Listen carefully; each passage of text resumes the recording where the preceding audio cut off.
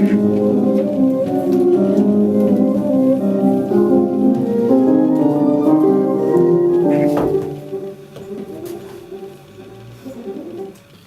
am speaking this afternoon not only as a trade unionist, but as a socialist.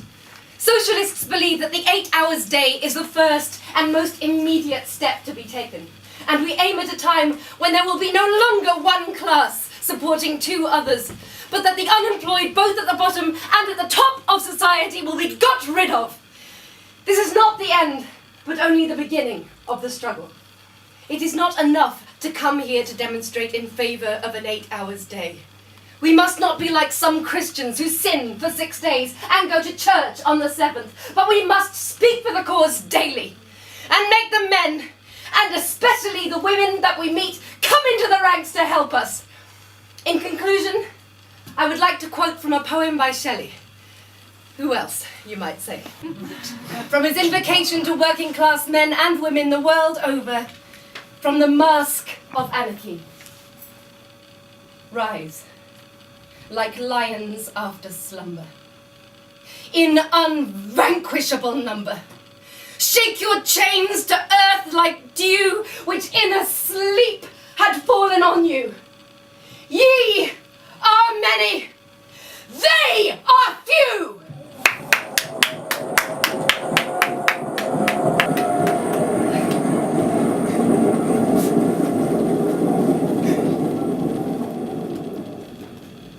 I like that. I do hope so. Will Thorne. Oh, I know. I think you know my Edward. I'm Eleanor Marx. Oh, Ben's up next. Poor sod. Doesn't rouse them like you. Old Stoker they call you, now I know why. They call me what, sorry? I thought you knew. It's our Old Stoker, to be precise. A term of endearment, I suppose. It's not the Stoker bit that bothers me. You always told me about shooting me mouth off.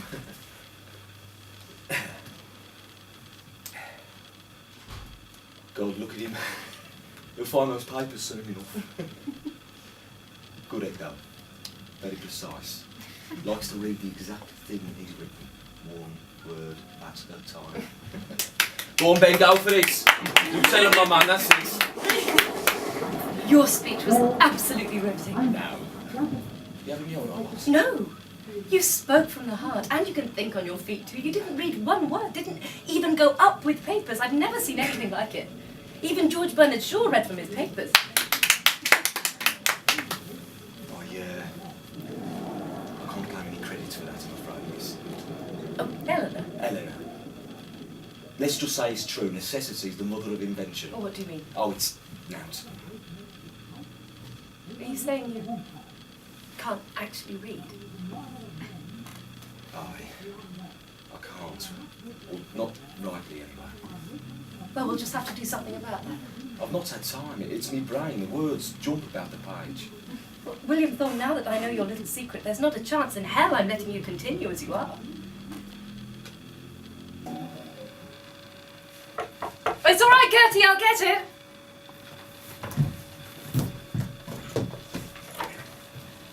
Good afternoon. How was... Oh, thank you. You shouldn't have. Got them in Silvertown from one of the biscuit girls. There's shortbread in there and a new type, the Jammy Dodger. It's very nice. You and I shall have them later with tea. Oh, no, for yourself. Yourself and Mr. Ivory. Oh, Edward, you must call him that. Now sit. Oh, please, do. Oh, well, could you tell me, Eleanor, how much you might Beg charge? your pardon? For the lessons. I'd like to be straight with you from the off, if you don't mind. Oh, Mr. Thorne, Will, I'm not going to charge you a farthing. This is for the cause, you do see that? You are going to lead the Becton Gaps workers in a union one day. If anyone can get the 8 hours day, it will be you, sir. There is no doubt in my mind about it. You are the man for the job, so I see it as my duty to get you ready for that eventuality. How can you be so sure? I mean, I'm just a hired hand. Like everyone else at the gas works. I don't even have a contract. I vie for work with the best of them. That speech you gave at the park, I still think about it. People were crying. Did you know that? That's a gift, Will. A rare one. You didn't even use notes. Oh, of course, now I know why. tell me about yourself. I'm a grafter. Been working since I was 6. 4 miles, there and back. Watched me mother and me sisters graft their fingers to the bone, sewing hooks and eyes into cards. Broken me back. Literally, in several places.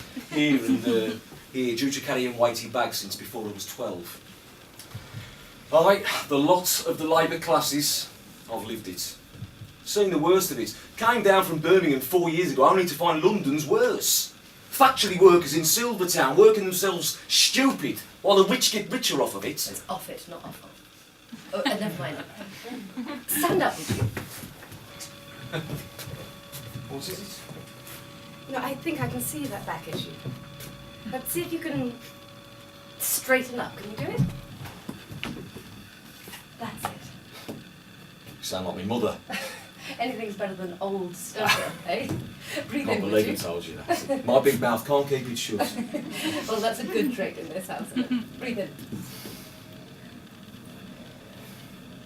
What happens to you when you read? Can you make the words out? I mean, you must be able to read something. That speech you gave in the park was full of cadences that could only have been acquired from reading, surely. The words, they jump when I read. I can see them, but they jump. It's the only way I can describe it. Let's see. Take this book. What does it say on the spine?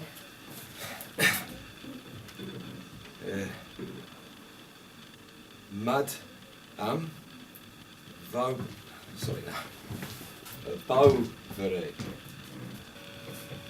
Breathe.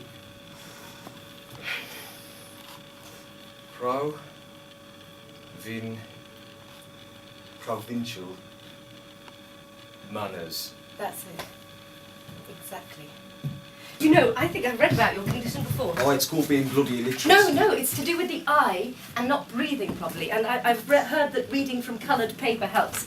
That's something we can look into as we go along, although, of course, I'm not a doctor. What's it about? What? This. Oh, it's about a woman trapped in a marriage. Well, more buried than trapped, who eventually kills herself. I've just translated it for George Moore. Take that copy home with you if you like. There's so many. Some sort of brute, is he? Her husband? No, he's completely average in every way. And in his world, Emma is incapable of realising herself. Not unlike the workers of Beckton, actually, although Emma is much less self-aware than they. Emma is the real star of the piece, only she doesn't know it, of course. It really is the most wonderful book. Flaubert doesn't pretty anything up, and for that he was lambasted. It's a book about boredom in many ways too, and who has the nerve to write about that nowadays? Nobody. Something so real and so deadly. Except Mr. Ibsen, perhaps. You translate a lot of these books in, do you? No.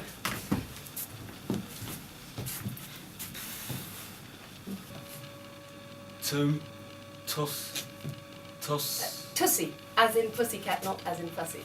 It's my nickname. I would call him the Moor, and he would call me Tussy. Perhaps because I love cats, I can't remember why exactly. You must call me Tussy if you wish. All my friends do. I prefer Eleanor. So, this is where you all... Oh, no, that was Soho, and then Kentish Town. It's nice. Here. Thank you. Can get cold. When we've got you reading, Will, you'll be able to quote from any one of these books for your speeches. But quotes give a speech power, and then maybe you'll be able to teach. Steady on. You know, the Biscuit Girls, the Batch Girls, and pretty much everyone in Silvertown, in fact, they adore you, and now I know why. I mean, what I mean is, you genuinely care about others. It's like you're putting into practice his ideas, and that's all they'd be, ideas, if it wasn't for you. Well, and Edward, of course. Where is he now then, Mr. Ivy? Theatre, perhaps. So, let's get to work. I feel I need to think about what to do about your posture, and you, Will, just need to get quiet and breathe and read. Well, then we shall have some of your biscuits.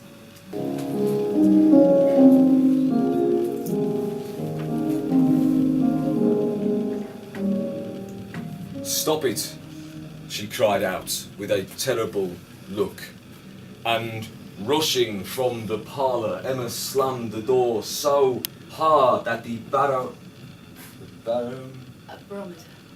barometer jumped from the wall and smashed on the floor. I've been working on a plan. A plan? Aye. A union. A union, Eleanor, with the gasworks, followed by negotiations for an 8-hour day. Then, when we don't get that, I'm going to call a strike. In winter, latest February, March, just when they need us most. I'd like you to organise it with me. Whole thing. Talk to the men and their wives. They've got to stick together. No divide and rule this time. They'll listen to you. But of course. Speeches though. I'm worried when the bosses find out how pig shit thick I am. No, you're not thick. Your reading has improved beyond measure. You'll be writing fluently by spring. I'll make sure of it. Oh, but this is great news, Will. I'll help. You'll need rules and accounts. These bosses are slippery. Believe me, and I will help with paperwork, newsletters, everything. This is what we hoped would happen.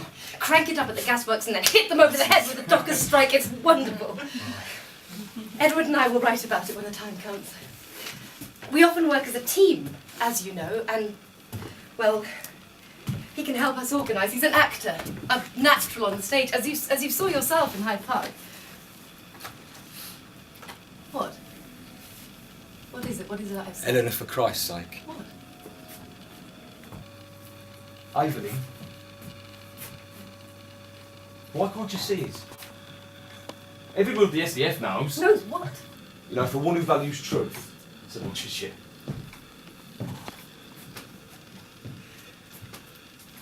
Edward Evelyn is a liability. A cad. And more. There. I've said it. Well, how No, dare you? No, I've not said it. I've not said it all. Evelyn, he fucks everything that moves and he spends your money doing it. While you're out there changing lives, changing London, you could do so much better, Eleanor. And he, your precious Edward, he's borrowing, no, he's not borrowing, he's fucking stealing the light from your star. There. Big mouth strikes again. Look. Stop. Right there. I'm sorry. Just can't understand how such a brilliant woman Could what? could love such a...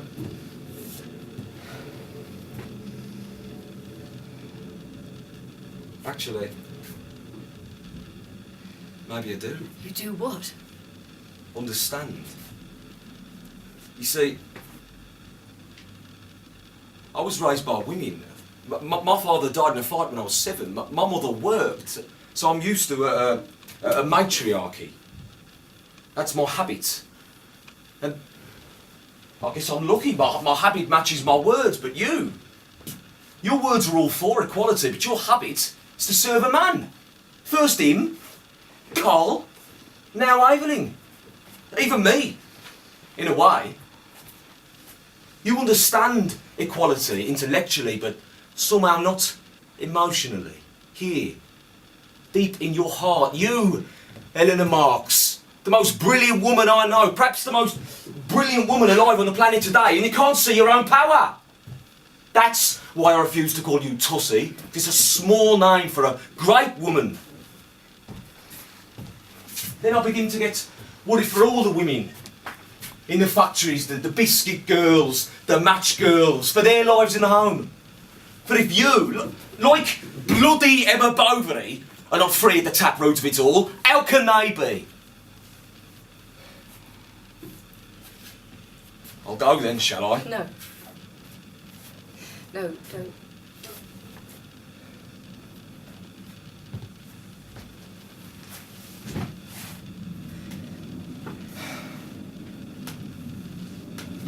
You're right about this house, he's cold.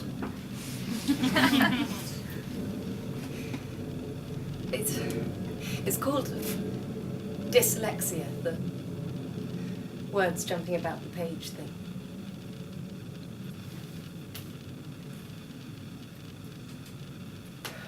Look, you were upset today from the off. And I think I know why. Because I know where he is, and you know where he is. It's nobody's business but ours! You're right. I've spoken out to Thorne. I'm sorry. I'll go. Have you ever had a broken heart, Will?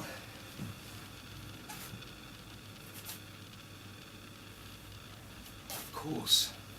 Sometimes it gives you clarity.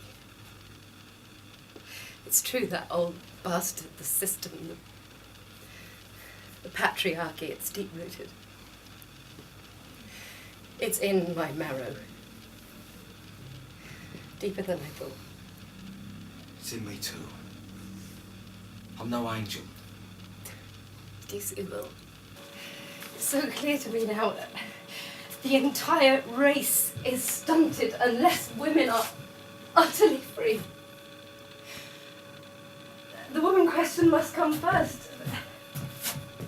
The whole dominance, submission, paradigm change, that. And we change everything. Women, then the world, not the other way around. You have the right to vote, I do not. That has to affect something inside of me and of every woman. But dear God, in life it's affairs of the heart. You're absolutely right.